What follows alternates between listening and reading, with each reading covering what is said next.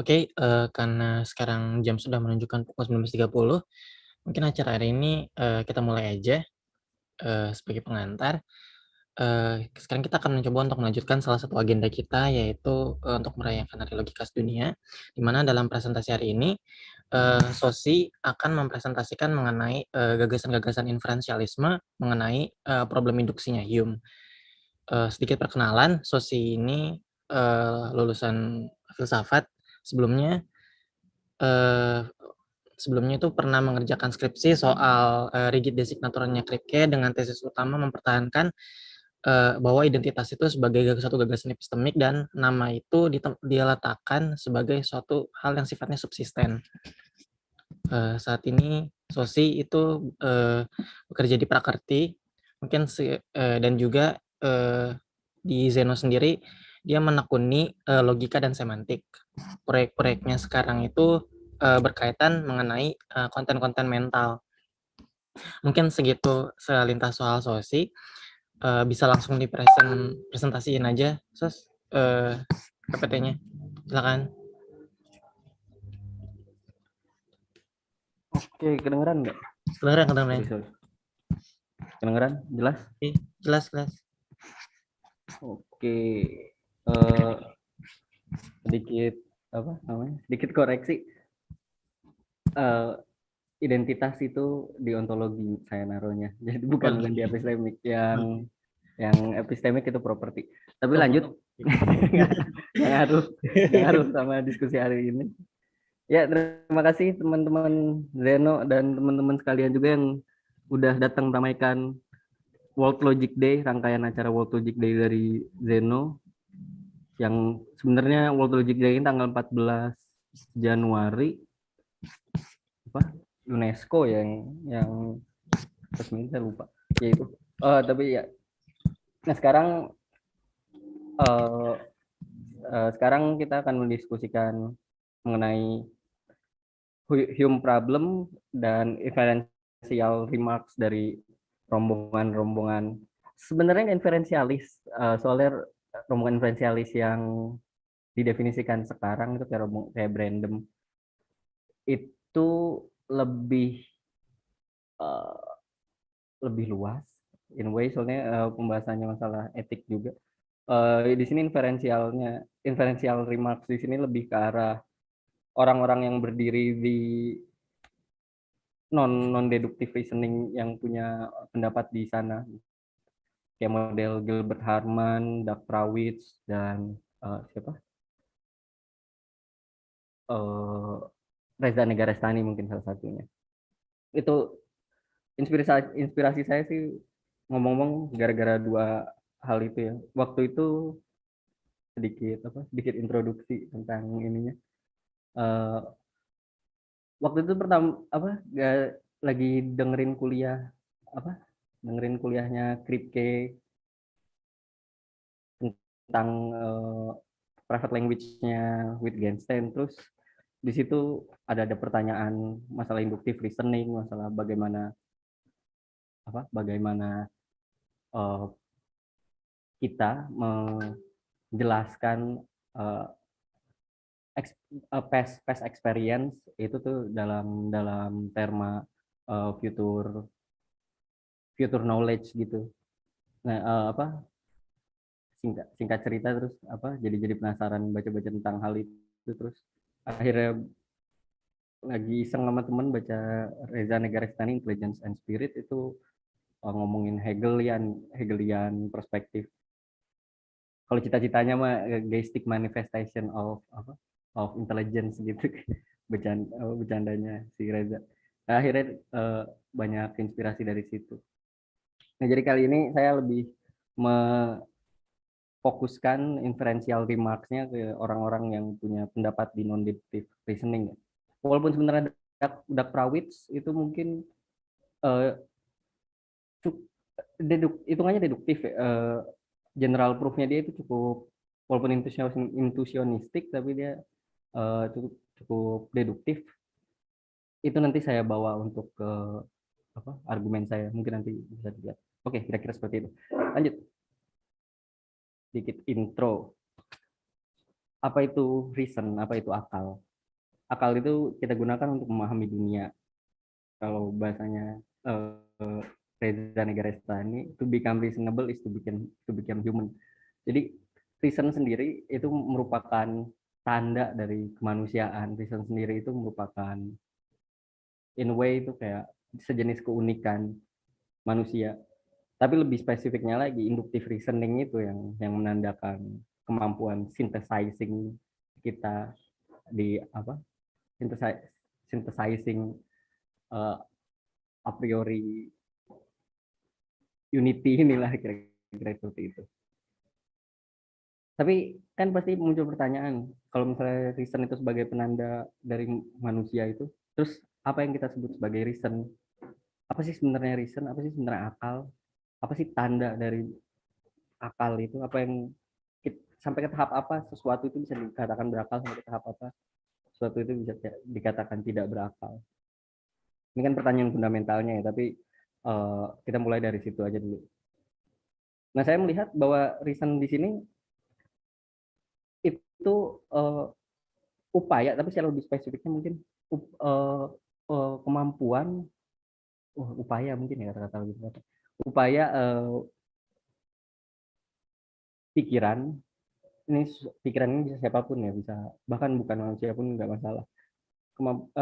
Upaya pikiran untuk mendefinisikan realitasnya. Mendefinisikannya via apa? Nah, itu yang jadi apa yang jadi permasalahan kali ini. Sorry Sus, Ya, presentasinya masih gambar slide pertama. Ini udah pindah slide belum ya? udah. Oh, belum ya? Iya belum, di sini belum, di live streaming sama di ini belum pindah. Coba Masih di saya kakak. saya stop share dulu. Oke. Oh iya, kok bisa ya? Gimana caranya? Share screen, PowerPoint. Bisa. Atau mau share filenya bisa. Bentar. Biar. Ini udah sampai mana? Oke, ini udah masuk introduction. Ini baru. Eh, Oke. sorry. Gerak nggak? Ya sekarang udah bergerak. Gerak. Ya, Oke. bergerak. Oke. Sorry. Ya, jadi intronya itu. Kalau boleh ngutip Descartes, it's not enough to have a good mind. The main thing is to use it well. Jadi Descartes sebagai salah satu proponen, bukan bahkan originator dia. Originator dari rasionalis itu eh, meletakkan bahwa pikiran yang bisa kita percayain, yang lainnya tuh senses ini, indera ini nih cuma dibohongin doang sama setan-setan. Bercandanya kayak gitu. Nah, terus cara kita nge-reasoning itu seperti apa sih? Cara kita berakal itu seperti apa sih? Dalam filsafat itu ada dua jenis kan ya. Yang teman-teman tahu ada deduktif sama induktif. Kalau bisa dijelaskan, deduktif atau deduction itu merupakan bentuk eh, argumentasi yang meruntutkan antara premis ke konklusi yang berlandaskan jika premisnya benar, maka konklusinya benar. Niscaya benar bahkan. Itu apa? Eh, secara logik itu terpenuhi bahwa konklusinya pasti benar. Dan contoh yang paling seringnya kan Socrates, all men are mortal, Socrates is a man, therefore Socrates is mortal. Dan P D apa P Q dan Q. Nah, it implies this transferability of truth of the premise to conclusion. Jadi ada transfer transfer kebenaran atau mungkin lebih tepatnya garansi kebenaran dari premisnya ke konklusinya. Tapi di sisi lain deduksi ini saya ngambil secara general ya. Deduksi ini berbasis oleh trivialitas, itu berbasis pada uncontroversial fact of the matter to conclude necessary statement of knowledge. Jadi ya deduksi itu yang sudah ada dan yang trivial, yang obviously truth. Jadi kayak hari ini hujan maka basah, itu kan ya iya, hari ini hujan maka basah.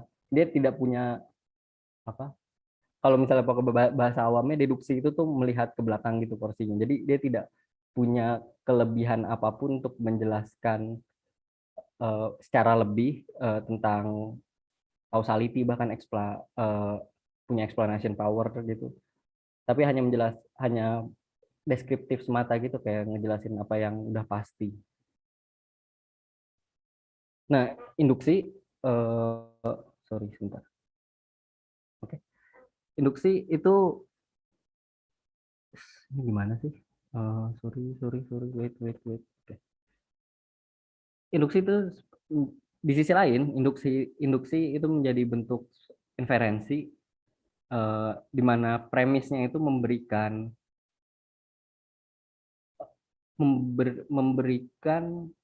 eh, kekuatan eh, pada pada hasil yang pada resultnya, pada konklusinya. Jadi di sini posisinya, eh, konklusi itu tidak memiliki apa tidak memiliki bukan tidak niscaya, dan konklusi ini hanya berdasarkan probabilistik, eh, perhitungan probabilistik dari premisnya. Jadi kayak contoh yang paling sering digunakan kan masalah hujan ini, matahari terbit, misalnya matahari terbit, bahwa kalau hari ini dan kemarin matahari terbit dari timur, maka besok matahari terbit dari timur. Itu kan memberikan eh, konklusi yang didasarkan pada kemungkinan dari kemungkinan konklusinya itu berupa kemungkinan berdasarkan dari past experience di sini posisinya. Jadi ini yang membedakan deduktif sama induktif ya. Induktif ini tidak memberikan keniscayaan, jadi induktif hanya probability, walaupun terkesan itu sangat niscaya bahwa matahari besok terbit dari timur, tapi nyatanya tetap aja ada kemungkinan-kemungkinan yang agak absurd gitu, misalnya tiba-tiba ada polar change gitu, jadi kutub kutub kita berubah, yang selatan jadi utara, yang utara jadi selatan, itu kan ngubah rotasi bumi, yang ujung-ujungnya matahari terbit gak dari timur tapi dari barat. Ada kemungkinan itu. Atau kayak prediksi cuaca itu juga bukan, itu juga bentuk inductive reasoning, bahwa ada faktor-faktor yang diperhitungkan tiap hujan, itu yang membuktikan bahwa hari ini bakal hujan atau tidak. Itu kan bisa dijelasin, itu bisa di lingkup dalam inductive reasoning. Whereas the truth of the conclusion in deductive reasoning is logically certain, the truth of the outcome in inductive reasoning is only probable in proportion to the supporting evidence. Jadi di sini ada penekanan bahwa evidence itu memberikan faktor atas kemungkinan hal itu konklusinya terjadi. Jadi konklusinya itu bisa berubah dari evidence yang terkumpul. Ini mungkin agak Bayesian ya, tapi poinnya kira-kira seperti itu. Our knowledge of the world must be at least at some level based upon what we observe or perceive, insofar as purely logical reasoning but itself cannot arrive at knowledge. Ini yang saya bilang sebagai inductive reasoning itu tuh jadi mark of reason itu ya, mark of mind itu ya, bahwa pada taraf tertentu logical reasoning itu tuh gak bisa hadir dari pengetahuan yang ada semata. Jadi kita butuh kemampuan spekulasi, kemampuan prediksi di sana untuk, kalau bisa disebut tuh menjelaskan fenomena-fenomena yang akan terjadi.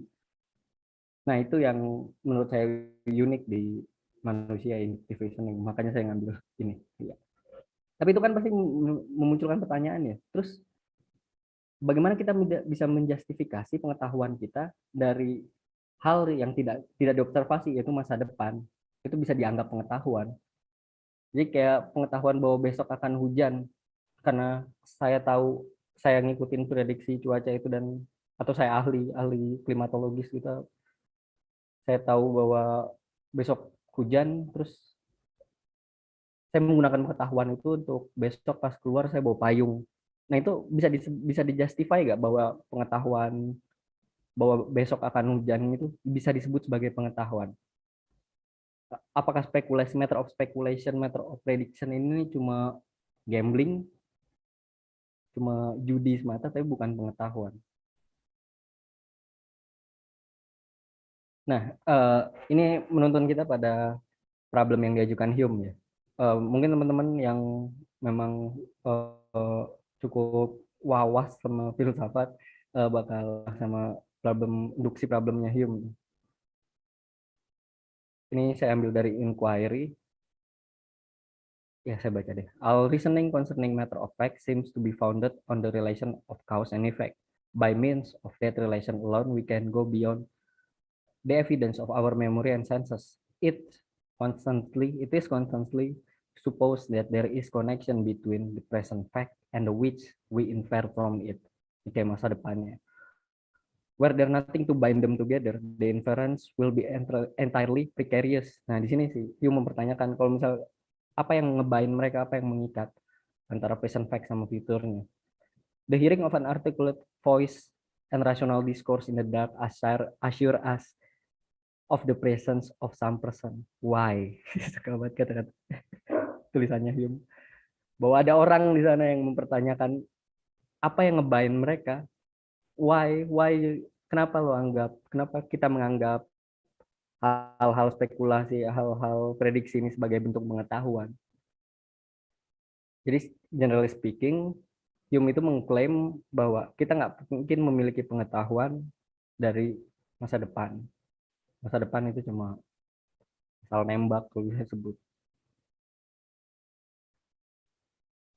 Nah, di sini Hume di Inquiry dan Treatise, Hume ini melihat bahwa inductive reasoning itu berbasis pada that instance of which we have no experience but resemble those of which we have had experience, and that the course of nature continues always uniformly the same. Ini yang di Hume sebut sebagai uniformity principle ya, bahwa basis utama dari inductive reasoning itu mengasumsikan atau lebih tepatnya berharap bahwa alam itu bakal bergerak sama seperti sebelum-sebelumnya, seperti past experience. Jadi karena kita ngelihat ya biasanya itu kayak begitu, maka selanjutnya kita mikir besok juga bakal kayak begitu. Yang jadi masalah, kita punya jaminan apa bahwa alam tuh bakal bergerak seperti sebelumnya? Kita kan ngelihat satu-satunya hal yang membuat kita punya konklusi bahwa dia bakal seperti itu cuma berbasiskan karena itu udah dilakuin sebelumnya, tapi kita sama sekali nggak tahu faktor-faktor kausalnya atau penjelasan-penjelasan lainnya bahwa hal itu terjadi kenapa. Inductive reasoning secara simpel itu bisa dirumuskan itu cuma matter of habit gitu, karena biasanya seperti itu ya udah jadi seperti itu, nggak ada inductive reasoning secara sederhana itu tidak bisa memberikan eksplanasi power khususnya. Deck experience, maksudnya past experience ini. Deck experience cannot provide the idea of an effect by way of understanding or reason, but only by way of impression of its cause, which requires a certain association and relation of perception. Nah, di sini Hume menekankan pada bentuk empirisismenya dia ya, bahwa pengetahuan indrawi ini yang membasiskan kita terhadap inductive reasoning. Inference yang muncul itu cuma didasarkan karena kemarin ngelihat kayak begini, karena kemarin ngerasa kayak begini, karena kemarin mendengar seperti itu, maka hari ini itu bakal seperti itu atau besok bakal seperti itu. Oke, nah terus di masa modern akhirnya direkonstruk ulang sama Nelson Goodman. Kalau kata teman saya Nelson orang soleh, soalnya Goodman itu merekonstruksi ulang riddle itu apa sih? Ya permasalahan induksi lah. Singkatnya Al Emerald is Grew. Jadi cerita simpelnya itu tuh kasusnya, anggap kita tinggal di dunia di mana sebelum tahun 2020, ya kita ambil 2020 deh. Sebelum tahun 2020 semua emerald, ada bahasa Indonesia nggak sih emerald? Semua emerald itu tuh Jamrud. yang apa? Jamrud. Ya jamrud juga itu. Jamrud warna hijau berarti. Ya, Ben. Ya, semua jamrut yang kita kita tambang itu warnanya hijau. Tapi setelah tahun 2020, nggak tahu kenapa, nganggap kita beneran nggak tahu kenapa ya, entah entah gara-gara kedalamannya lah, entah gara-gara apanya lah, anggap anggap ekspanasinya tidak menjadi faktor di sini. Itu berubah jadi biru. Jadi setelah tahun 2020, semua jamrut yang kita tambang itu warnanya biru. Nah, di sini kan akhirnya ngerubah ngerubah proposisi yang awalnya karena apa yang ditambang semuanya hijau, semua jamrut itu hijau. Sebelum tahun 2020 kita ngomong semua jamrut berwarna hijau. Itu kan proposisi yang diajukan. Terus setelah tahun 2020 kita ngelihat bahwa jamrut yang ditambang itu selalu berwarna biru. Kan akhirnya proposisinya harus diubah ya. Dan menurut si Goodman akhirnya diubahnya jadi bahwa semua emerald itu grew grew di sini green and blue ya, di konjungsi propertinya. Nah, ini menurut Goodman antara antara tesi antara proposisi all emerald is green sama all emerald is blue itu tuh punya dua distingsi ya, dibedakan menjadi dua hipotesis kalau bahasanya si Goodman. Itu ada projectable hypothesis, yaitu hipotesis yang supported by positive instance and capable of forming law-like generalization, yaitu emerald is green. Di sini posisinya karena uh, yang ditambang itu selalu warna hijau, makanya kita buat generalisasi macam hukum gitu bahwa semua emerald itu hijau. Nah, dan non-projectable hypothesis, yaitu hipotesis which are not confirmed by their positive instance. Jadi posisinya karena akhirnya ditemuin yang tidak berwarna hijau, makanya berwarna biru dalam hal ini, berarti akhirnya posisinya berubah, dan proposisinya ini mencoba untuk mengantisipasi masa depan. Jadi kata-katanya jadi all emerald mine after 2020 is grew. Jadi nanti di masa depan juga kita bakal melihat jamrut yang warnanya biru. Nah, ini kan menunjukkan bahwa negatif instance kayak contoh-contoh atau ya contoh-contoh yang negatif, yaitu yang tidak mendukung projectable hypothesis, itu juga punya kemampuan untuk menciptakan satu konklusi, tapi sama aja kontroversinya sama kayak yang projectable. Jadi saat kita mengatakan semua emerald itu warnanya hijau, terus begitu ada yang warna biru, kan gagal, itu proposisi total gagal. Akhirnya kita nggak bisa menciptakan generalisasi atas itu kan.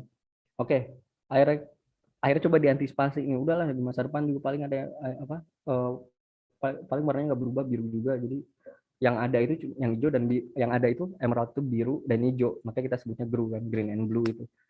Nah, itu sama aja kontroversialnya, karena itu nggak punya jaminan atas di masa depan. Ada kemungkinan setelah ngegali cukup dalam, misalnya sampai ke inti bumi gitu, sampai lapisan lapisan mana bumi gitu, akhirnya kita nemu emerald yang warnanya nggak hijau dan biru bahkan.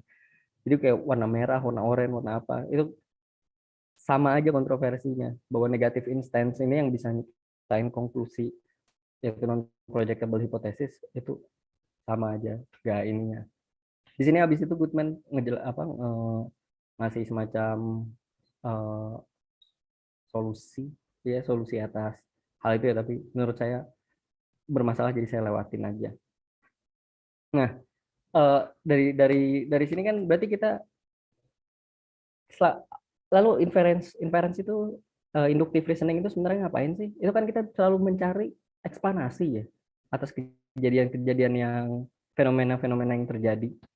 Nah, akhirnya ada proponen dari Gilbert Harman, dan sekarang kayaknya cukup besar itu, inference to the best explanation atau IBE, yang melihat bahwa inference itu harusnya sebagai probabilitas. Jadi ada beberapa inference yang muncul nanti kan, setelah itu ada yang berwarna biru, ada yang berwarna hijau. Itu yang bisa kita ambil, itu yang yang paling bagus untuk menjelaskan. Tapi tetap kan akhirnya muncul pertanyaan, apa sih yang sebenarnya kita dapat dari inductive reasoning? Kalau inductive reasoning ternyata sering salah atau bahkan kemungkinan salahnya itu besar banget gitu, kayak lebih dari 50%. Terus buat apa kita ngelakuin inductive reasoning, udah deduktif aja. Nah, si Harman di sini, Gilbert Harman, ngelihat bahwa inference in induction only result in a probable atau higher statistic conclusion which an event is most likely to happen. Ini sejalan dengan enumerative induction ya, bahwa yang kita observasi itu hanya regularitas, bahwa karena regularitasnya seperti itu, maka kita pada pada kejadian-kejadian selanjutnya kita bakal melihat dia harus ngikutin regularitas yang ada. Jadi kayak gitu. Nah, ini tapi tetap gak menyelesaikan problem yang dari tadi Goodman juga ajukan, sama seperti non-projectable hipotesisnya. Ini tetap aja munculin pertanyaan, kalau non-projectable hipotesis sendiri itu bisa menciptakan konklusi ya, positifnya juga bisa, terus sama-sama kontroversial. Terus under what condition is one permitted to make inductive inference? Sampai apa, butuh butuh kondisi apa, butuh situasi apa kita bisa melakukan inductive inference. Kalau inductive inference juga sendiri cuma masalah statistik, bahkan itu seperti apa yang dibolehkan. Nah, sorry.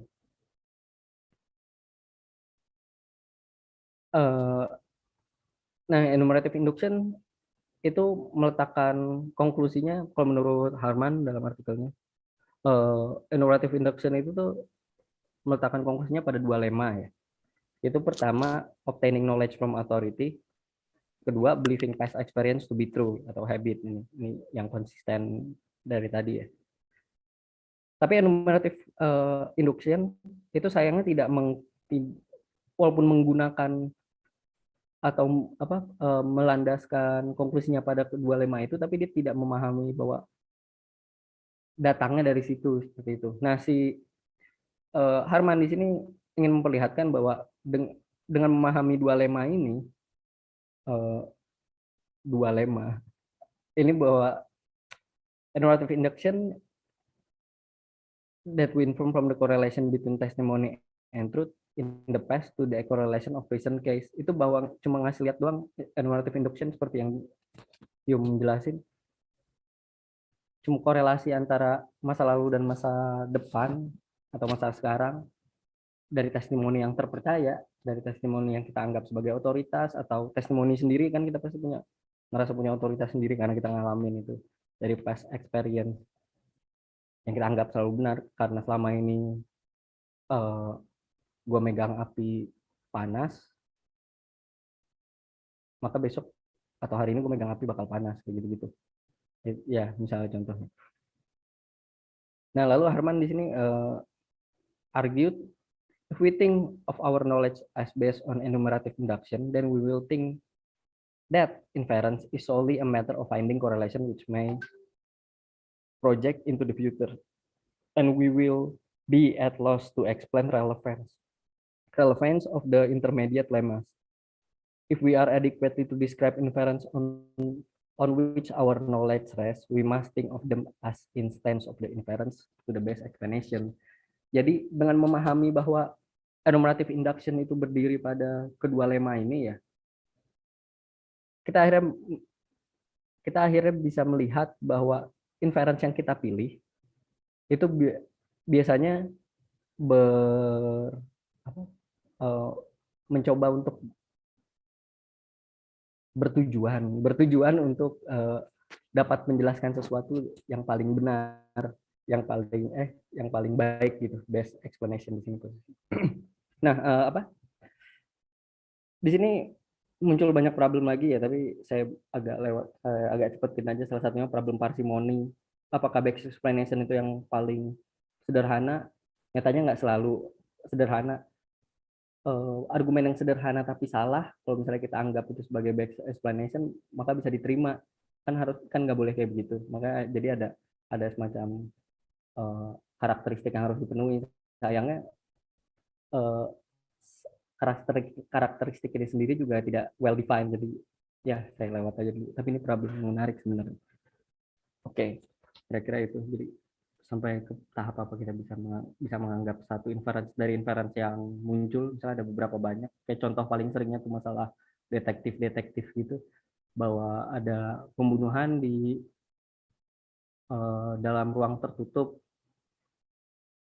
terus gak ada yang tahu gak ada yang tahu siapa yang ada siapa yang membunuh dia kan. Tapi ada, dan gak ada saksi juga. Tapi si anggap tukang kebun itu punya kunci atas ruangan itu, maka inference to the best explanation itu yang ngebunuh si orangnya itu tuh pasti orang punya kunci kan, karena dia punya akses buat masuknya. Kayak simpelnya seperti itu. Tapi kan nyatanya nggak selalu ya, kadang-kadang ada hal-hal lain yang pasti terlewat ya. Nah ini membawa ke problem yang menurut saya lebih besar, bahwa kalau misalnya kita bisa menerima itu sebagai bentuk eksplanasi ya, bahwa suatu inference itu bisa diterima sebagai bentuk eksplanasi, itu beneran koresponden nggak sih eksplanasi tersebut, itu inference yang kita dapat itu koresponden nggak sih sama objective reality, sama objective world? Jadi muncul problem carving nature at its join. As talked above, what we gain from inferencing is power to explain. Yeah, it gives us to path. It gives us path to comprehend the world. But where's the truth role in all this? Is our explanation as proof correlate with reality? Di sini saya pertama mengidentifikasikan eksplanasi itu sebagai proof ya. Pertama itu. Lalu terus kalau best explanation ini akhirnya kita terima, sekali lagi kan tadi belum well defined ya, apa yang kita bisa, karakter apa yang jadi best explanation, tapi karakter paling seringnya kan parsimony, kesederhanaan. Terus role kebenaran itu di mana? Apakah kebenaran ini punya role dalam inductive reasoning? Nah, Doug Brawitz 2011 ya eh, melihat bahwa kebenaran dalam kalimat itu tidak bisa disetarakan dengan probability-nya, kemampuan untuk dibuktikannya, bahwa kebenaran dan kemampuan untuk dibuktikan itu dua hal yang berbeda, karena yang satu itu tuh mental operation, proof itu mental operation, truth itu bukan mental operation, kalau bisa disebut. Nah, si Prawitz di sini juga membawanya lebih jauh dengan me, mengajukan sistem baru ya, yaitu general proof theoretic. Itu poinnya bahwa only epistemic ground for an assertion is a valid deductive inference, as meaning of the sentence is solely responsible for validity. Validity di sini considering is logically satisfied ya, bahwa pengetahuan itu tuh in a way itu cuma valid deductive inference. Jadi bukan nggak sekompleks itu pengetahuan itu datang dari mana. Kita cuma butuh menginferensi obvious fact gitu, terus melihat bahwa ada semacam hubungan antara satu hal dengan hal lainnya untuk menjelaskan bahwa si A itu memang seperti itu. Tapi ini pertama ini masih di ranah deduksi ya. Nah, di sini saya melihat celah, saya melihat kemungkinan gitu Pak. Saya melihat kemungkinan bahwa ini bisa dibawa lebih jauh untuk menjelaskan inductive inference. Ya, supaya nggak begitu lama, saya melihat inductive inference itu juga tidak mempermasalahkan ground dari argumennya, dari konklusinya, bahwa groundnya bukan dari kebenaran, tapi dari kontennya. As is presupposed that content is logically satisfied ya. Jadi kayak makna konten di sini sebagai bentuk makna, bahwa makna yang diterima itu tuh memang logically satisfied, kayak kita punya pemahaman atas gelas yang sama misalnya kayak gitu-gitu, atau kalau di private language-nya, contoh preferred language-nya Wittgenstein itu antara plus dan cause. Kalau lu punya definisi yang sama atas itu udah itu satisfied, itu logically satisfied, makanya akhirnya kontennya bisa diterima ya. Nah jadi inductive inference ini nggak butuh, in a way itu bukan masalah kebenaran, tapi itu masalah kontennya, bahwa kita mengajukan satu konten argumen, bahwa kita menjelaskan satu perspektif atau satu reasonably argumen ya, yang jelasin bahwa dunia itu seperti apa. Ini masih ada batasan ini ya, bahwa parameter ini, bahwa itu tetap harus reasonable, jadi porsinya nggak terlalu subjektivis atau relativis yang mengatakan bahwa semua orang punya akses unik terhadap universe. Nah, maka itu bukan masalah inference itu carving nature as its join, tapi bagaimana itu mengukir pikiran kita ke dunia, ke alam. Ya gitu aja. Diakhiri dengan satu quote dari Wittgenstein dari Philosophical Investigation yang sebenarnya nggak koheren sama diskursusnya, tapi saya suka banget. Experience varied by observation can inform us them, and they too are incapable of general formalization. Only in scattered case can one arrive at correct and fruitful judgment, establish a fruitful connection. And the most general remarks yield at best what looks like fragment of a system. Experience itu cuma bagian-bagian kecil dari sistem, maka kita harus menyandarkan itu kita pada akal, pengetahuan kita pada akal. Ya maaf kurang klimatik, tapi ya mungkin bisa didiskusikan. Ngomong-ngomong ini lukisannya Franciscus Goya tentang Sleep of the Reason, Awakening of the Monster, kira-kira begitu. Bagus itu. Oke, terima kasih Ino. Oke. Thank you Sos atas presentasinya. Karena biasanya tuh waktunya dijatuhin sekitar 45 sampai 1 jam, bisa dijelasin lebih jauh dong soal masalah kenapa sih untuk mengkonfrontasikan problem Hume ini soal persoalan uniformity ataupun untuk menjelaskan basis eksplanasi atas persoalan induktif ini. Seorang Humean ini harus why should even bother for a problem of truth gitu loh. Kenapa sih kita harus peduli sama soal problem kebenaran gitu loh, atau persoalan kebenaran dalam arti korespondensi? Bukannya providing proof itu untuk seorang inferentialis itu is good enough gitu loh. Asal dia ada punya reliabilitas tertentu, dia udah cukup baik gitu loh. Mungkin pertanyaanku lebih itu sih, pada tahap apa sih kenapa kita harus peduli soal persoalan korespondensi? Terus yang kedua, jika seandainya kita memang harus peduli terhadap persoalan kebenaran, kira-kira apakah melihat itu dalam artian korespondensi itu adalah langkah yang tepat atau enggak untuk seorang inferentialis? Gimana, Sos? Kalau untuk yang pertama itu persis rebutal saya ya ke sini ya, bahwa Hume ini meletakkan inductive reasoning. Kenapa inductive reasoning bermasalah? Karena itu matter of truth. Tapi saya sendiri ngeliat itu bukan matter of truth. Kalau inductive reasoning harusnya bisa diletakin atau bisa dijelaskan, itu masalah content of argument, bahwa selama kontennya itu satisfied, which is pasti harus logically satisfied, kita bakal ngelihat eksplanasi yang mungkin ini selama porsinya tetap jatuh lagi ke Bayesian ya, tapi mungkin ada proses pembuktian lagi di selanjutnya. Tapi poinnya bahwa eksplanasi itu tuh memberikan kita kemampuan, bahwa penjelasan Bayesian itu memberikan kita kemampuan untuk memahami dunia, bukan masalah kebenaran semata, karena kebenaran semata ini kebenaran juga bisa, kebenaran memang juga menjelaskan tentang apa itu dunia ya, tapi problem kebenaran yang diajukan oleh Hume itu malah cukup naif, karena dia menjelaskan secara konservatif gitu, dia mendefinisikan kebenaran itu hanya sebagai satu hal yang konsisten. Itu menurut saya cukup aneh, karena dianya sendiri juga harus dengan memformulasikan pertanyaan itu harusnya dia bisa keluar dari situ, tapi nggak tahu memang itu paradoksnya empirikis atau enggak.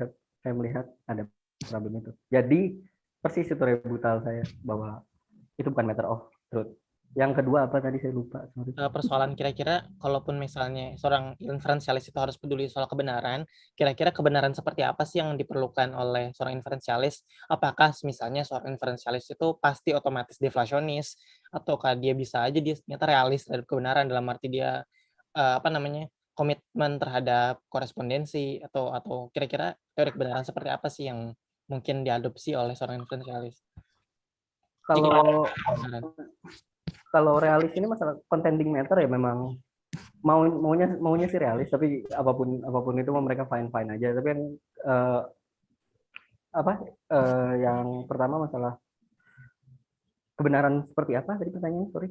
Iya, kira-kira teori kebenaran seperti apa yang istilahnya diadaptasi atau diadopsi atau dikomit sama seorang inferensialis jika memang kebenaran itu memang persoalan yang krusial. Kalau seandainya pertanyaan pertama tadi memang diterima secara sebagai benar, kalau memang seorang inferensialis itu memang vis-a-vis perlu memegang perlu berkomitmen terhadap kebenaran.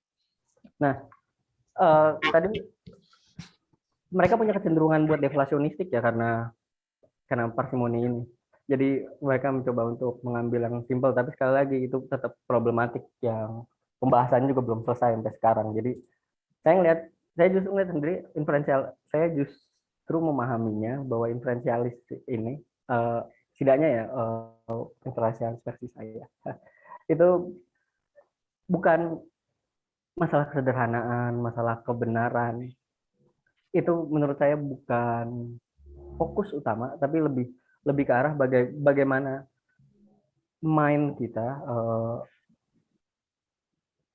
apa ya istilahnya ya, how our mind works, how our mind define reality, itu yang menjadi harusnya fokus utamanya. Jadi bukan bahwa sayangnya realitas ini selalu didefinisikan itu memang beneran dari perkembangan rasionalitas kita ya, bahwa dulu kita ngelihat geosentris terus jadi heliosentris, itu kan juga membuktikan bahwa ada perubahan rationality di dalamnya. Nah itu jadi justru kalau misalnya kita terlalu sibuk sama kebenaran, itu justru malah bogged down, malah memperlambat kita di problem-problem yang in a way itu tidak di luar kita gitu, maksud saya. Jadi tidak concerning us.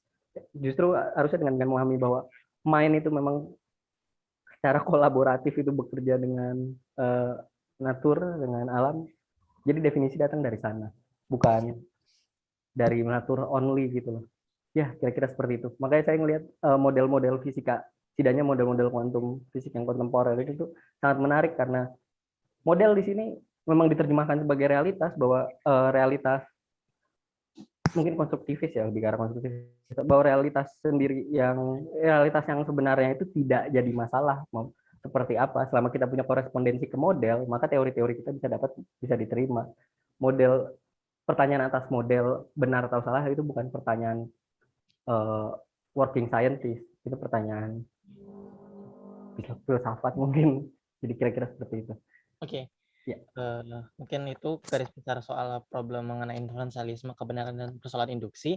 Ini ada pertanyaan dari Bung Ririt. Izin bertanya Mas Sosi, bagaimana dengan pernyataan berikut seperti misalnya orang utara berdarah panas, penguin adalah burung, orang pegunungan mempunyai sel darah putih yang lebih tinggi daripada orang pesisir, air mempunyai struktur H2O, 100 buku di atas rak lebih banyak daripada 3 buku di atas meja, dan lain-lain.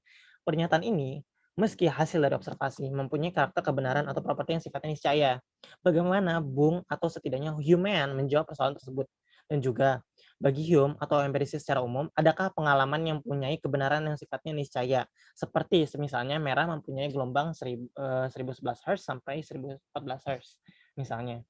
Gimana tuh Bung? Antara persoalan modalitas dari observasi. Apakah ada kemungkinan untuk menarik suatu kalimat atau proposisi tertentu yang bernilai secara niscaya dari suatu observasi?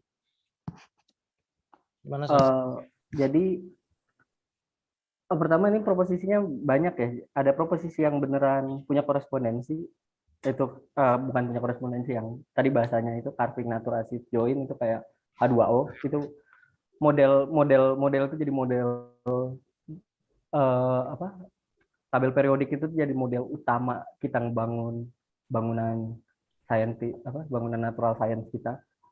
Itu yang beneran kita terima sebagai carving natural acid join, itu beneran seperti itu, bahwa itu udah terbuktikan di banyak case yang bahkan gak ada hubungannya sama sekali, dari ngomongin bintang sampai masalah nyampur-nyampur cairan gitu, itu terbuktikan dalam tabel periodik. Tapi kalau yang kayak model pernyataan penguin adalah burung, orang pegunungan punya sel darah putih lebih tinggi daripada orang pesisir, itu saya melihat bukan, dia tidak carving natural acid join, dan in a way itu nggak bisa diletakkan sebagai suatu hal yang benar.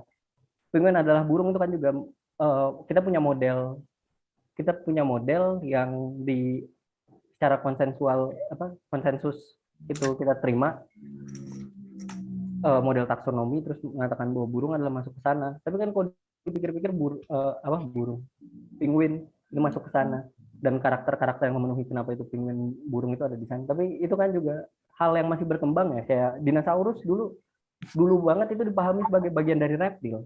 Tapi sekarang ya ternyata terbuktikan bahwa dinosaurus itu punya bulu kayak burung. Jadi ayam itu tuh memang T-Rex. Ya kan?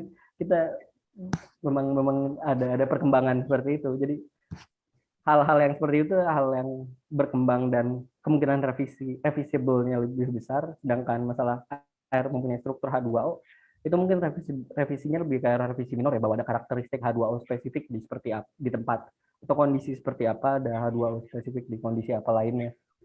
Kan banyak tuh masalah purifying H2O kalau misalnya dalam proses fisi nuklir itu butuhnya seperti apa, kalau dalam proses menciptakan air basah itu seperti apa. Nah iya, jadi kecuali yang H2O sisanya itu contending matters. Ya, misalnya kebenaran saya enggak properti yang saya, tapi bagaimana menjawab itu. Dan juga bagi Hume atau empirisis secara umum, adakah pengalaman punya kebenaran niscaya? Hume meletakkan keniscayaan di sini, Hume menggunakan modalitas ini secara sederhana ya. Dia modalitas dalam Hume itu modalitas yang logically valid, makanya itu diletakkannya ke dalam deduktif, problem-problem deduktif. Dia tidak melulu masalah pengalaman. Jadi kadang mungkin itu pengalaman, kadang mungkin itu enggak. Jadi bangunannya bisa datang dari mana aja. Tapi poinnya itu memang hal yang sudah terbuktikan. Jadi bukan hal yang spekulatif, hal yang prediktif seperti itu. Selama itu memang seperti itu, kayak air itu hari ini hujan maka jalan basah. Ya, maksudnya kita ngomong spesifik jalan yang ada di depan rumah ya, yang memang habis hujan. Ya memang seperti itu karena itu sudah terjadi. Jadi masalah past experience bisa sebut. Jadi keniscayaannya, akhirnya Hume meletakkan keniscayaannya ke masalah logical validity, dan di situ porsinya kan deduktif, jadi harus sudah terbuktikan, bukan hal yang prediktif. Kira-kira begitu. Berarti sederhananya niscaya itu yang sifatnya tautologis lah ya buat menurut Oh Hume. iya, benar, Gimana? itu dia kata-katanya. Gimana Ya. Bu Kirit, apa ada tanggapan? Saya unmute ya. Silakan.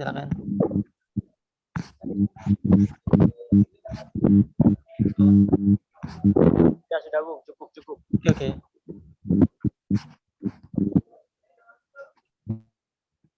Mantap. Ini ada juga pertanyaan dari Mas Diar. Tolong jelaskan perbedaan antara carving nature at its join sama carving mind at to nature. Gimana Mas Diar, mau dielaborasi sedikit nggak pertanyaannya?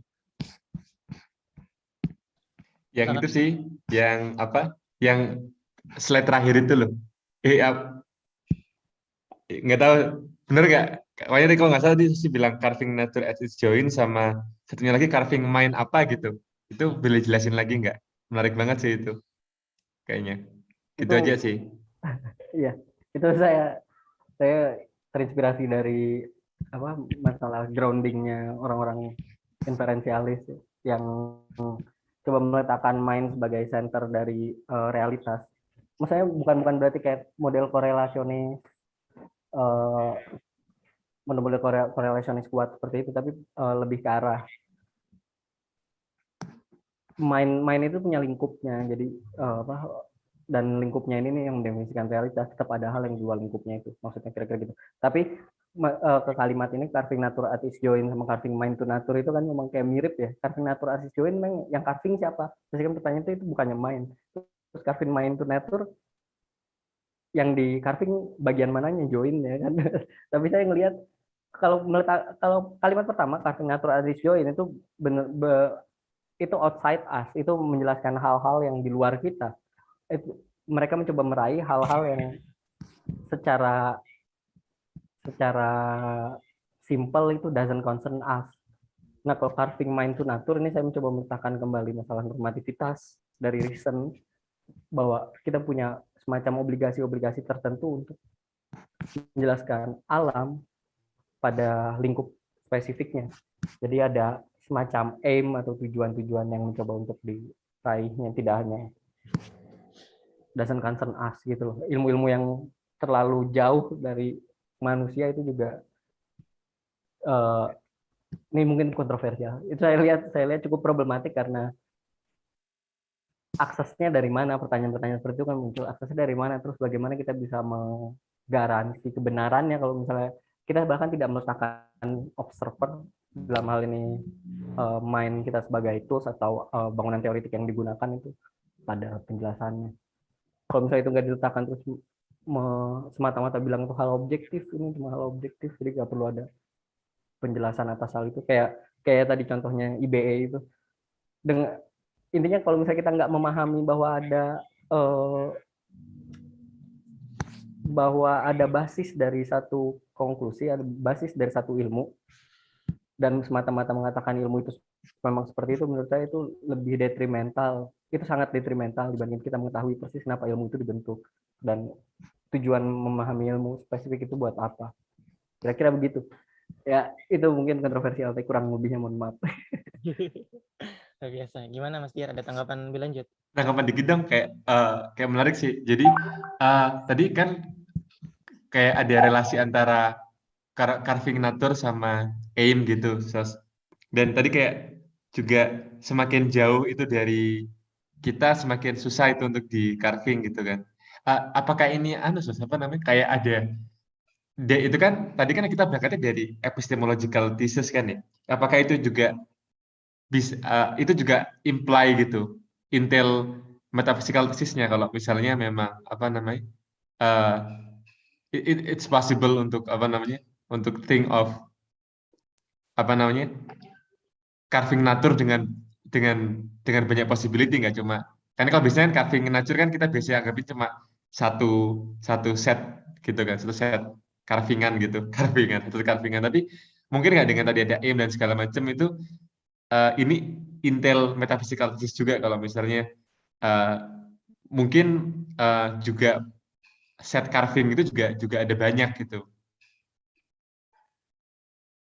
Intel gitu nggak, Sos? Dan kalau misalnya nggak intel itu deh, mungkin nggak apa namanya itu ditarik ke ranah tes metafisik gitu. Ini berkelanjutan sama diskusi saya yang sebelumnya ya, waktu itu ngomongin masalah profesional konten. Jadi saya merasa memang ada aim dari suatu, mungkin aim-nya kadang-kadang aim pendek ya, tujuan-tujuan pendek ya, dan implisit. Jadi memang bukan hal yang butuh dijelaskan terus-menerus gitu. Tapi itu memberikan satu struktur ilmu yang berbeda karena berangkatnya dari yang berbeda. Bukan berarti saya relativis. Jadi kayak waktu saya ngambil contoh waktu diskusi proporsional konten, bahwa ini peradaban kita. Pertama kali mengenal elektron itu masalah electrolyte, masalah apa sih itu?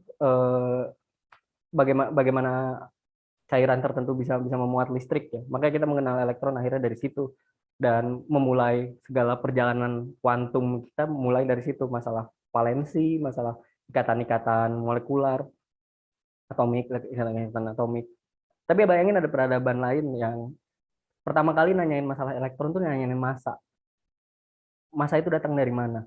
Kalau misalnya kita punya atom-atom, tapi atom-atom itu negligible beratnya, terus begitu disatuin itu jadi massa, terus massa datang dari mana? Itu ya, saya yakin konstruksi ilmunya berbeda, tapi ngomongin hal yang sama. Jadi maksudnya begitu kita ketemu nanti sama peradaban itu, misalnya ini thought experience, misalnya ketemu, pasti ada hal yang kita nggak ketahui mereka ketahui duluan, dan sebaliknya hal yang mereka nggak ketahui kita ketahui duluan. Jadi bisa beneran bertukar di sana. M ini secara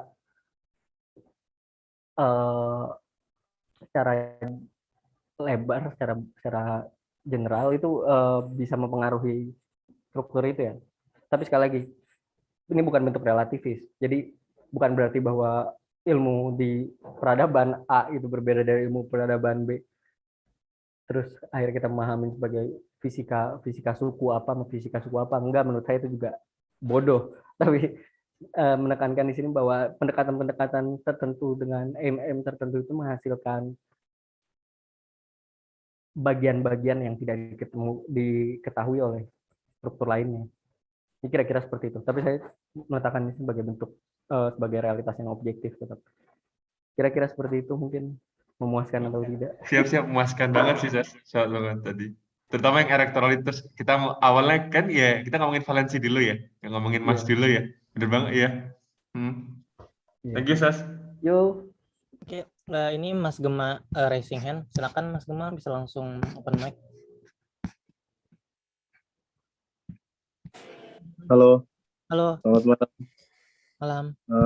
Saya ingin latihan belajar bicara di depan umum, jadi saya ingin bertanya kepada Mas Sosi. Ini berbicara tentang IBE ya. IBE itu kalau juga digunakan dalam sains kan ya, misalkan F adalah fakta yang hendak dijelaskan, kemudian ada hipotesis H menjelaskan F, dan H secara memuaskan menjelaskan F.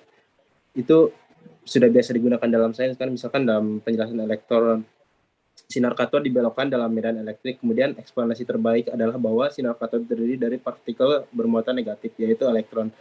Nah, maka elektron itu eksis. Nah, di sini saya ingin bertanya apakah IBE ini juga masalah apa ya, menyangkut bukan hanya masalah kebenaran approximative truth ya. Jadi misalkan kebenaran itu kebenaran dalam sains kan, misalkan kebenaran sebelumnya tentang suatu entitas misalkan A gitu, terus kemudian dalam waktu di masa depan kemudian B, dari A ke B ini lebih mendekati kebenaran gitu, bukan kebenaran sih, tapi lebih mendekati fakta gitu.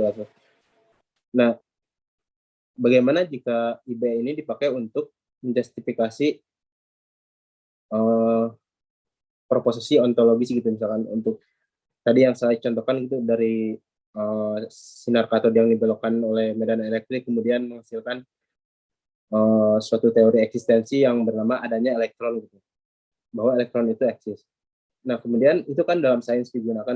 Bagaimana jika kita menerapkannya pada bukan kepada proposisi tentang main independent world, tapi tentang aktivitas ilmu itu sendiri gitu, misalkan yang biasa dipakai oleh scientific realism, bahwa misalkan ilmu adalah salah satu aktivitas atau aktivitas epistemik yang terbaik dalam menjelaskan suatu fenomena gitu. Dan tidak ada hipotesis lawan selain hipotesis ilmiah yang menjelaskan suatu fenomena.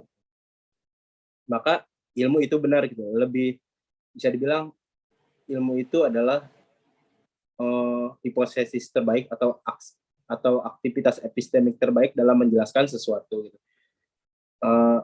Itu tentang IBE. Nah, kemudian dalam perdebatan scientific realism juga ada yang namanya ini masalah induksi juga ya, udah tahu, tapi apakah IBE ini bertentangan dengan meta induktif?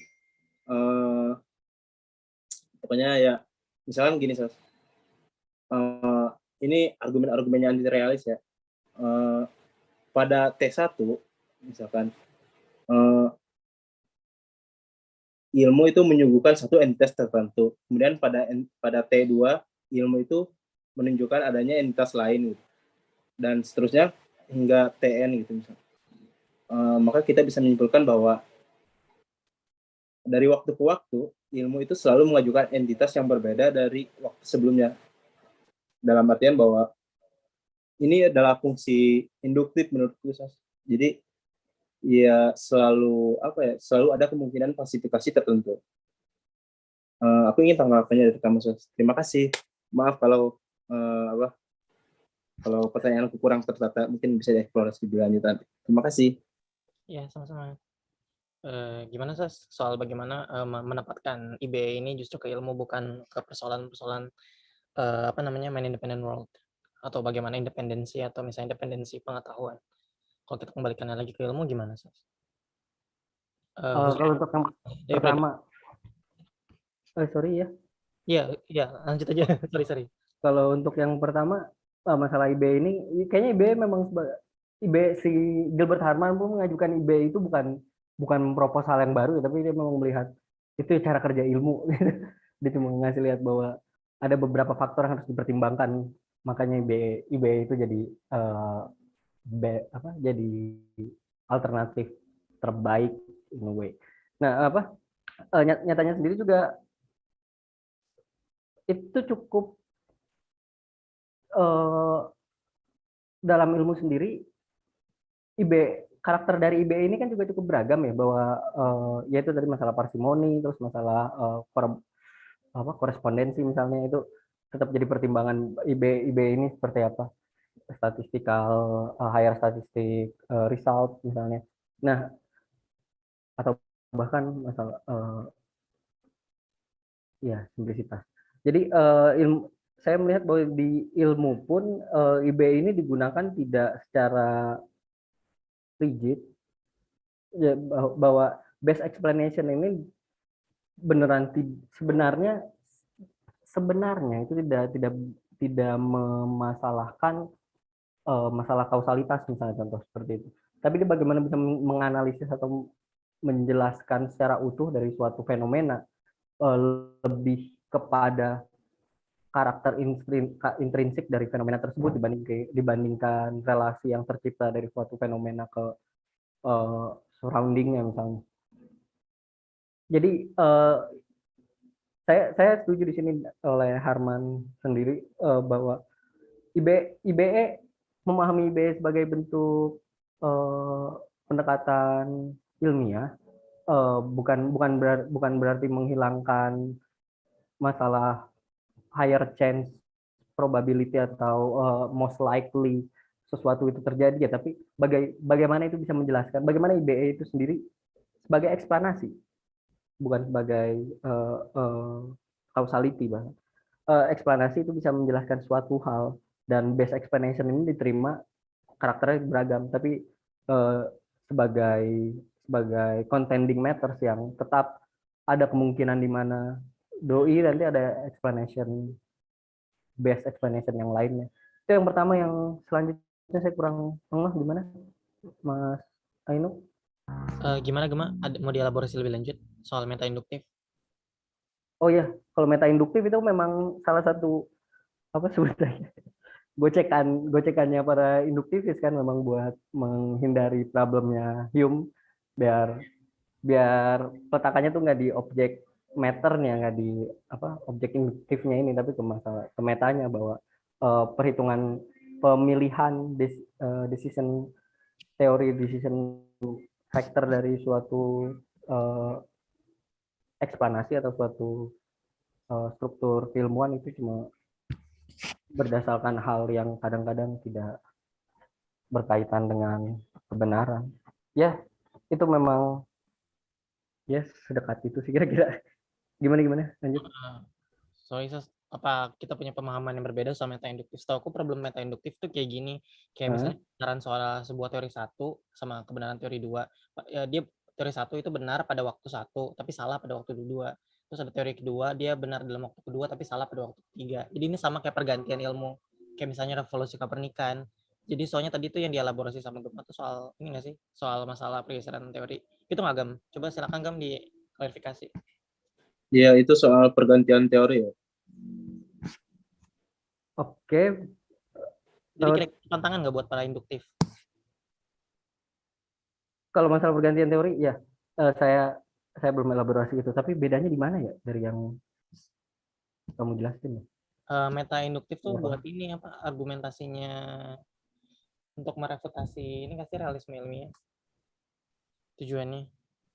Bukan Heeh. meta induktif dalam artian kayak meta language apa namanya buat menempatkan kebenaran itu di meta bahasa, tapi lebih kayak apa argumen-argumen induksi kan menunjukkan apa namanya generalisasi pengetahuan agar dia bisa membentuk suatu teori yang sifatnya law like. Itu suatu teori dan istilahnya ya kalau Kunian mah tinggal mempertahankan itu maka itu jadi normal science terus etc.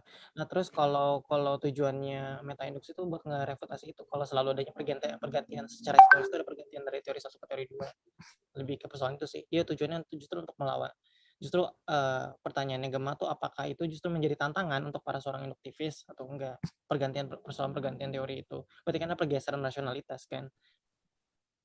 Iya, kalau seperti yang saya jelaskan, pergantian rasionalitas ini memang menandakan bahwa gak cuma masalah data baru, tapi ada bentuk pengetahuan baru, struktur baru yang menurut saya itu problemnya bukan di induktifnya, tapi problemnya di working scientist-nya. Bentar, saya coba pahamin sedikit. Oke. Gimana Gemma? Mau klarifikasi lagi lebih jauh? Sudah dulu, nanti saya cerna dulu omongan saya. Berat banget saya. Oke. Sama saya juga nyerna omongan kamu bentar. Agak bingung juga. Klarifikasi dari Bung Albert soal masalah ini masuk dengan M. Tadi kan Sosi sempat nge-eksplanasi tuh kayak misalnya soal untuk memahami elektron yang satu itu dari soal persoalan massa terus yang satu itu soal masalah elektron valensi yang lain-lain dan lain-lain sebagainya. Itu bisa dielaborasi jauh karena katanya kedua orang itu memiliki satu M yang sama yaitu truth. Jadi maksud M di sini tuh M dalam arti pragmatisme atau M apa ya, Sos? Apakah menggunakan teknis atau? Jadi maksudnya M di sini sebenarnya saya juga bingung kalau mau pernyataan yang science itu M for the truth. Maksudnya apa sih truth di sini kan bingung juga. Tapi pasti mereka kan berangkat dari satu konsepsi atau dari satu problem ya dan mereka untuk menjelaskan problem tersebut, untuk menjawab problem tersebut. Nah, M di sini bisa dipahami sesederhana itu, tapi kalau untuk yang lebih jauhnya ada kemungkinan juga bahwa ada semacam keberpihakan ilmu misalnya. Jadi memang butuh ada perumusan atas M itu. Sekali lagi menurut saya ilmu harus memahami dan saintisnya sendiri itu juga harus memahami bahwa mereka bekerja di cultural organization gitu loh in a way, bahwa mereka punya semacam pengaruh sosiologikal, pengaruh kultural dari cara mereka mengakses atau mencerna pengetahuan. Itu gak bisa dilepasin kan, karena saya nongkrong di Zeno, makanya saya bisa punya wawasan tentang analitik. Mungkin kalau saya nongkrong di Diogenes misalnya ada satu lagi Zeno sama Diogenes gitu klub itu mungkin saya jadi kontinental dan cara-cara seperti itu kan memang itu diabaikan oleh para saintis. Itu dianggap bukan sesuatu hal yang perlu dipertimbangkan dalam perumusan metode penelitian atau perumusan pendekatan penelitian tersebut. Nah, menurut saya kita harus memahami hal tersebut untuk menjelaskan aim-nya. Oke. Kira-kira seperti itu. Gimana Bung Albert? Apa ada yang perlu diklarifikasi lebih jauh? Silakan.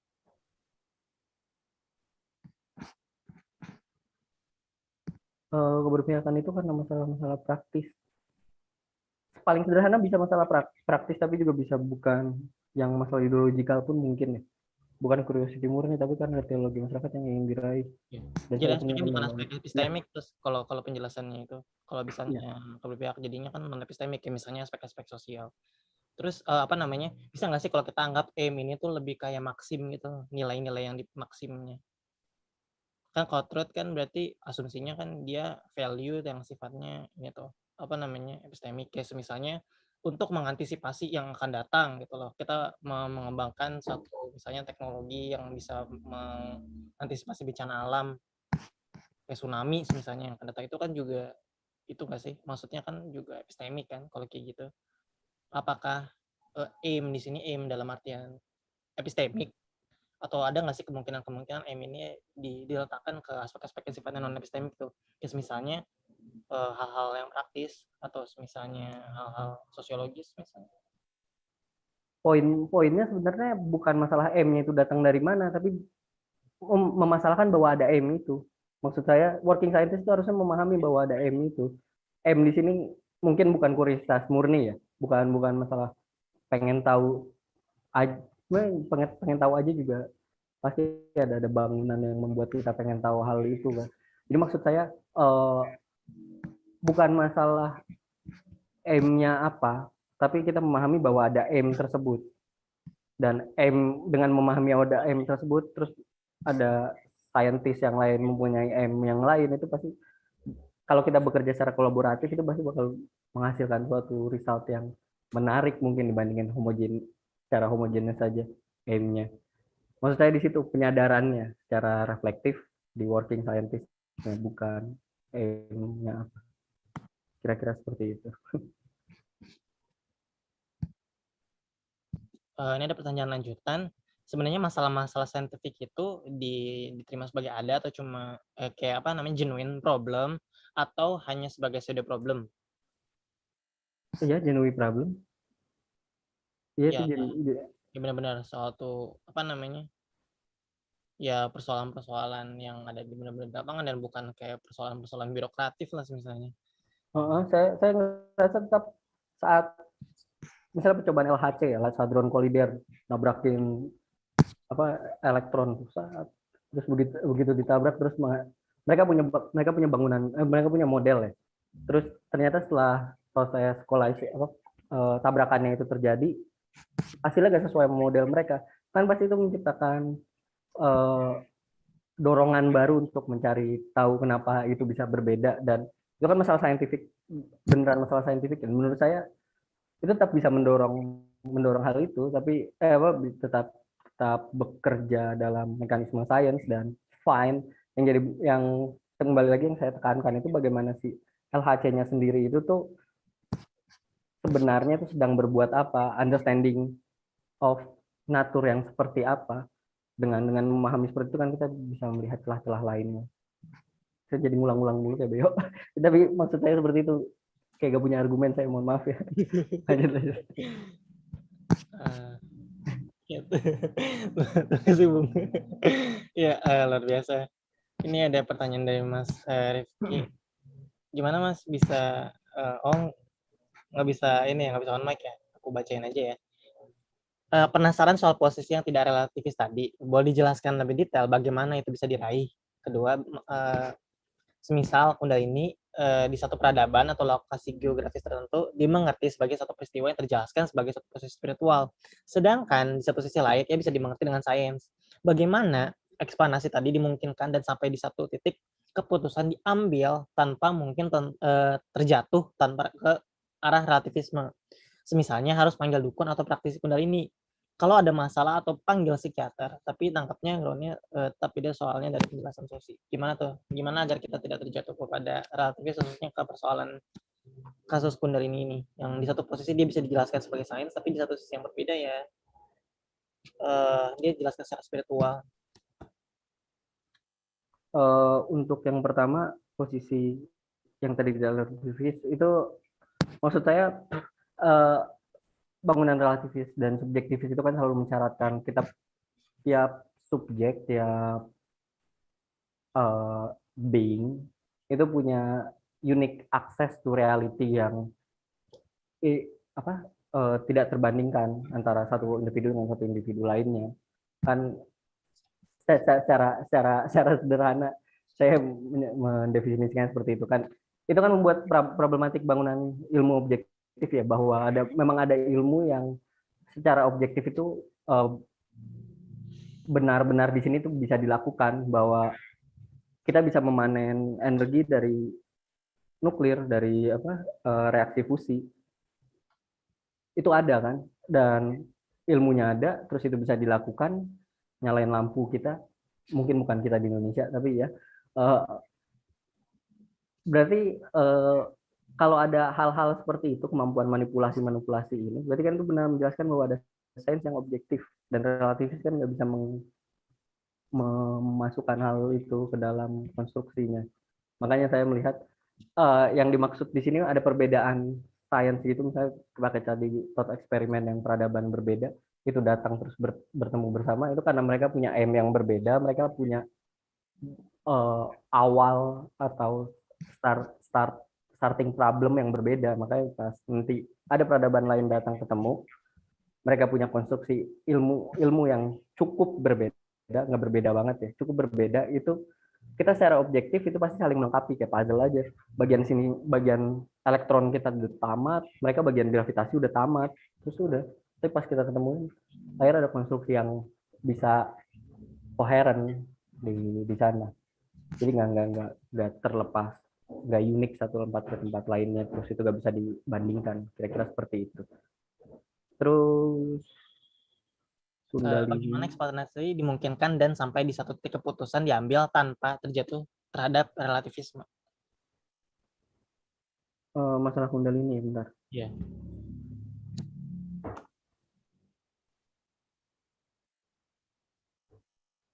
Saya nggak tahu persis sih sebenarnya contohnya, bentar. Iya.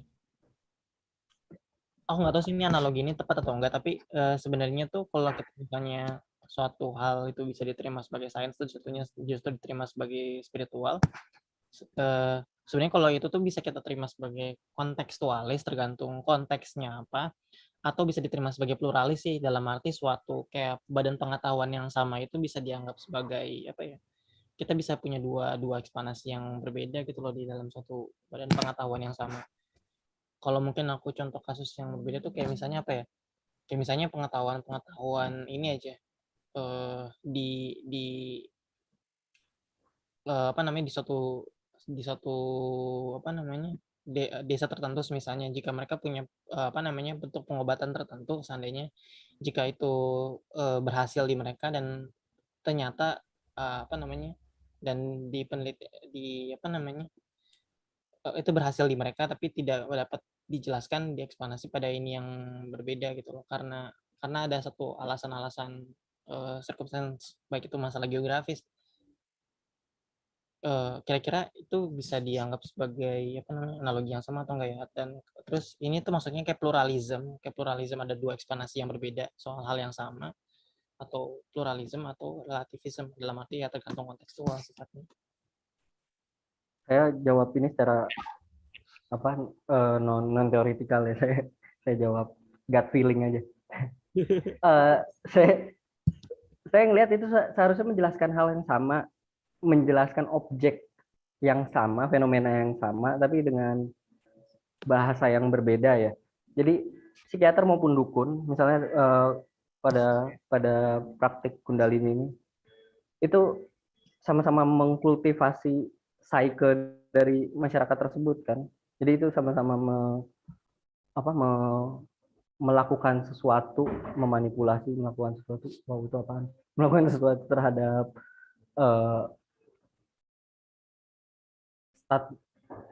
status keadaan masyarakat tersebut, keadaan pikiran masyarakat tersebut. Jadi itu mungkin dapat dibenarkan si Kundalininya dalam perspektif si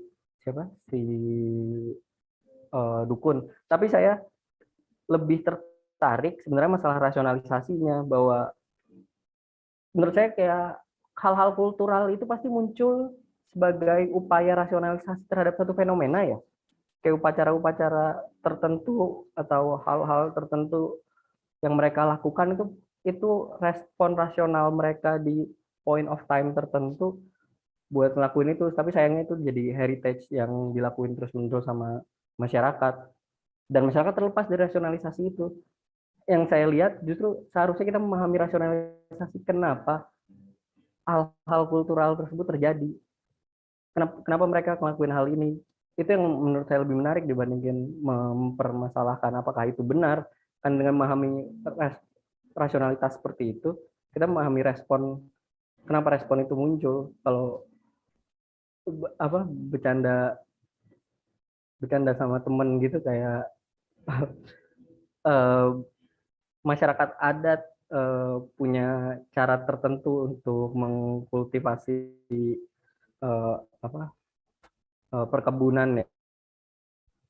Pada waktu tertentu mereka ngelakuin ini, pada waktu tertentu mereka ngelakuin itu, terus datang saintis yang pertama-tama tuh datang tawain, lo ngapain sih kayak begini, ngapain sih gitu. Terus begitu mereka nyari tahu sesuatu, oh baru ngeh mereka ngelakuin itu karena mereka misalnya ngasih nyiram-nyiram air bunga, ini ngasal banget ya, nyiram-nyiram air bunga ke tanaman tersebut.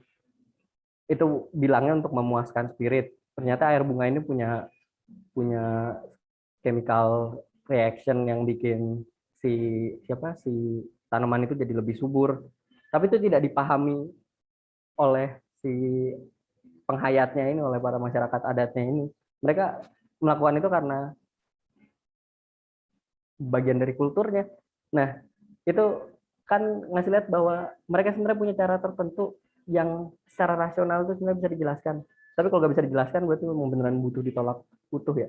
Nah, sayangnya masyarakat adat tersebut tuh kehilangan tidak diwariskan rasionalitas itu. Yang mereka wariskan itu cuma praktik budayanya.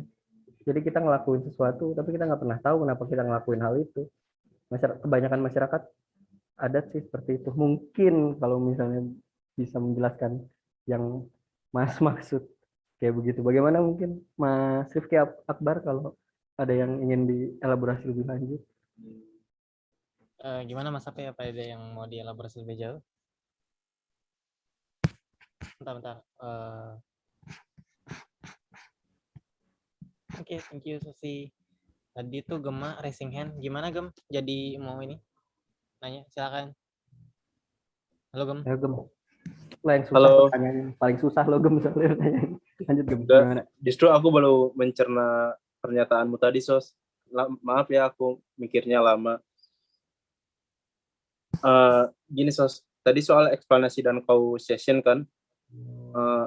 Justru yang aku bilang tuh yang eksplanasi itu kan nggak selalu causation ya. Misalkan dalam ilmu gitu, ini dalam konteks perdebatan realisme ilmiah sama anti-realisme gitu. Misalkan ilmu itu sukses dalam menjelaskan sesuatu gitu. Misalkan tadi yang dicontohkan oleh Mas Rifki Ape itu soal soal ke psikiatri atau ke dukun gitu. Misalkan ada seseorang yang mengalami halusinasi tertentu, oh itu karena perbuatan jin atau hantu atau dan sebagainya. Terus psikiater menjelaskan bahwa itu ada chemical imbalance atau ada masalah dalam pikiran atau ada masalah dalam otak, dan hal itu bisa kita manipulasi, bisa kita bikin model yang kemudian menjadi untuk prediksi ke depannya bagaimana. Artinya ilmu dalam titik tertentu itu lebih sukses daripada dukun gitu, misalkan daripada spiritualitas tertentu gitu misalkan. Jadi di sini ini juga berhubungan dengan IBE yang tadi yang aku jelaskan, Sos. Jadi misalkan kalau kita terapkan dalam ilmu ya, ilmu itu sangat sukses dalam menjelaskan sesuatu gitu.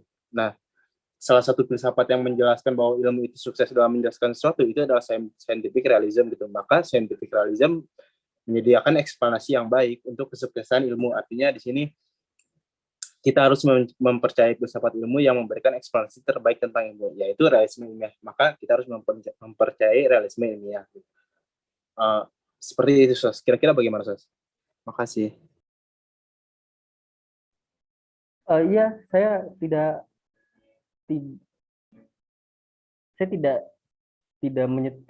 menyetujui hal itu. Saya menyetujui hal itu. Ya, maksudnya. Jadi, tapi boleh dielaborasi lebih lanjut?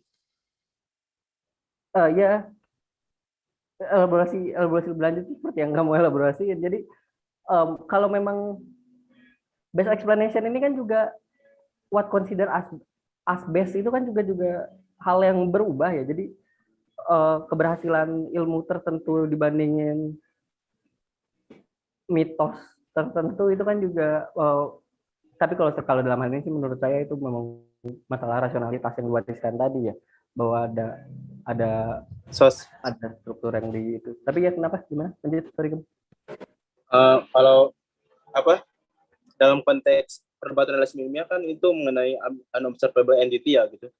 Misalkan kalau dalam ilmu sendiri itu ada perdebatan, misalkan dalam gravitasi Newtonian itu gaya tarik gravitasi itu bisa menarik sesuatu gitu misalkan. Terus kemudian kenapa planet nggak saling bertuburkan gitu, dan ada Deus ex machina atau ada Tuhan yang menjaga agar planet itu tidak bertuburkan. Tapi enggak gitu, misalkan dalam gravitasi Einstein bahwa gravitasi itu melengkungkan ruang waktu itu sendiri, jadi sehingga mencegah adanya keburukan di antara planet. Jadi ada unobservable entity yang bermain dari dalam teori ini tuh, ada unobservable entity yang beda gitu, yang bermain di situ yang beda. Tapi sayangnya tadi itu yang dikatakan oleh Inu, yang yang meta induktif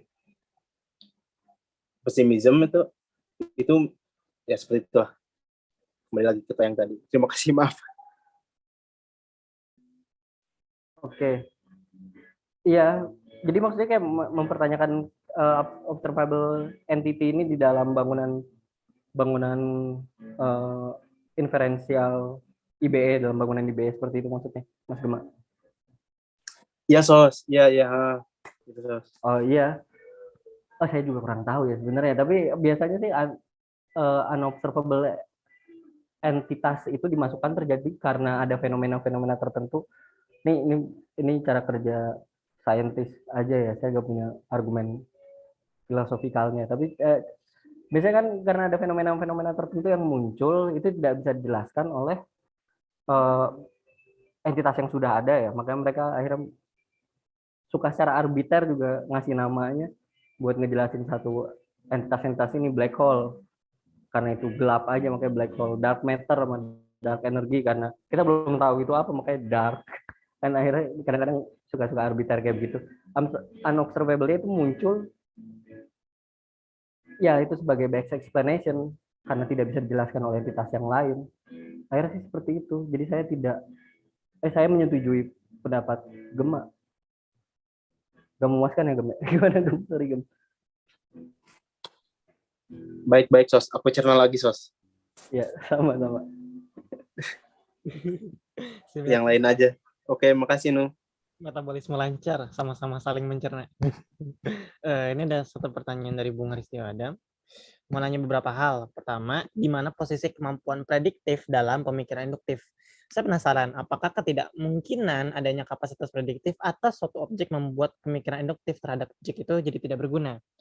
Mungkin jika tahu ini terkait teori Black Swan dari Nassim Taleb, dan apakah kapasitas prediktif adalah aspek fondasi dari pemikiran induktif yang tanpanya pemikiran induktif tak dimungkinkan terlepas adanya aspek lain pemikiran induktif, misalnya ekspansi.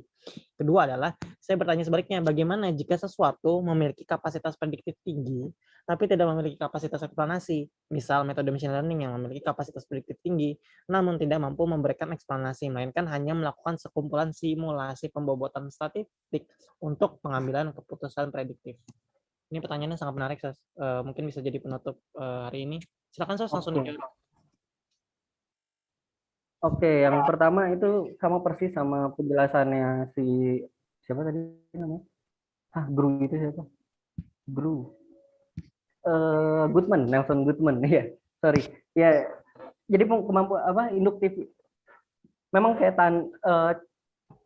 unikan dari induktif reasoning itu memang bisa memunculkan projectable hipotesis ya, tapi nyatanya dalam kasus-kasus seperti Black Swan ini atau kasus GRU ini, Al Emerald is GRU, itu ada non projectable hipotesis yang muncul dari negatif instance, dari contoh-contoh negatif yang justru sama bermasalahnya dengan dari projectable hipotesis. Itu in a way menggoyahkan fondasi dari dari inductive reasoning ya. Tapi memang inductive reasoning sendiri itu memang poinnya itu memiliki kemampuan prediktif. Memang kemampuan prediktif, kemampuan spekulatif di sana. Dan bukan merely logically valid argumen seperti itu. Itu yang pertama. Yang kedua, suatu memiliki kapasitas prediktif tinggi tapi mereka kayak machine learning ya. Ini hal yang paling menarik memang menurut saya tentang machine learning, bahwa machine learning itu mengolah apa-apa hanya berdasarkan statistical chance ya, statistical consideration, dan mereka eksplanasi yang muncul itu rest on statistical change, statistikal yang muncul. Itu saya rasa bukan bentuk inductive reasoning, itu cuma itu cuma statistik. Maksudnya di sini itu cuma mendeskripsikan statistik yang ada, bahwa ada dari 100% yang ada, bahwa 59% kemungkinan hujan. Proposisi telanjang seperti itu menurut saya tidak menasbihkan bentuk induktif, bahwa bentuk induktif itu ada kemampuan spekulatif yang lebih lebih dekat dengan kita. Jadi karena saya tahu 59% kemungkinan hari ini hujan, maka saya bakal bawa payung ke sana. Itu inductive reasoning. Jadi statistical conclusion, statistical measure ini cuma sebatas konsiderasi dari konklusi yang bisa dimunculkan ke dalam inductive reasoning. Kira-kira seperti itu. Oke, thank you Sos atas penjelasannya. Karena ini sudah pukul 9 dan tadi sedikit terlambat kira-kira setengah jam, berarti kira-kira presentasi hari ini mungkin akan diakhiri pada hari ini. Sekarang besok kita masih ada banyak acara-acara lain, tapi sebelum ditutup, Sos bisa ngasih sedikit closing statement nggak? Apa udah mau ditutup Pak? Udah kurang lebih mohon maaf aja. Wabillahi taufiq wal hidayah. Assalamualaikum warahmatullahi wabarakatuh. Oke. Besok itu masih ada presentasi dari ini pembicara besok tuh keren-keren banget. Yang pembicara pertama itu dari Mas Rangga yang akan membicarakan mengenai pluriverse. Mas Rangga ini dosen UGM ya, luar biasa sekali. Terus pembicara kedua tuh ada lulusan dari Universitas Michigan, yaitu akan membicarakan persoalan testimoni. Mungkin sekian presentasi dari saya kurang lebihnya mohon maaf. Terima kasih dan sampai jumpa besok. Terima kasih semuanya. Besok datang, besok seru banget, Bre. Bicaranya luar biasa. langsung berubah. Besok cerita nabi-nabi dulu. Gimana nabi mana nih? Nabi Ketulu, mau spaghetti, nabi yang. Terima kasih semuanya. Terima kasih Mas Albert.